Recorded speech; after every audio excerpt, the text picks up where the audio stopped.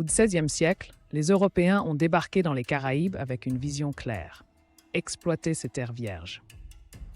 Les forêts luxuriantes ont été rasées pour faire place aux plantations de canne à sucre.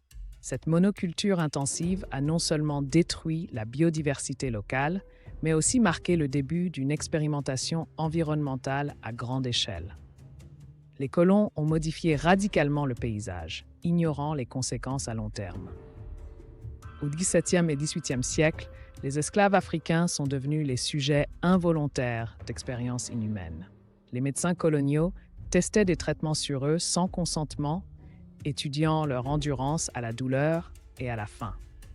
Le Code noir français codifiait cette exploitation, transformant des êtres humains en instruments de recherche.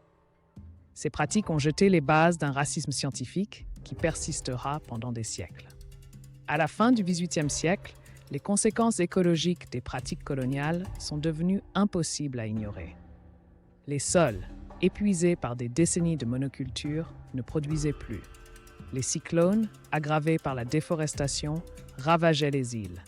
Cette crise environnementale a coïncidé avec le soulèvement des esclaves à Saint-Domingue. La révolution haïtienne de 1791 fut à la fois une révolte contre l'oppression humaine et une réaction à la destruction écologique. Au XXe siècle, les anciennes colonies françaises des Antilles ont hérité d'un désastre écologique. Le chlordécone, pesticide utilisé massivement dans les bananeraies, a contaminé les sols pour des siècles.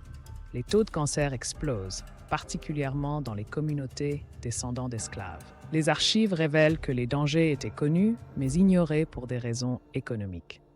Ce scandale montre comment l'expérimentation coloniale se perpétue sous de nouvelles formes.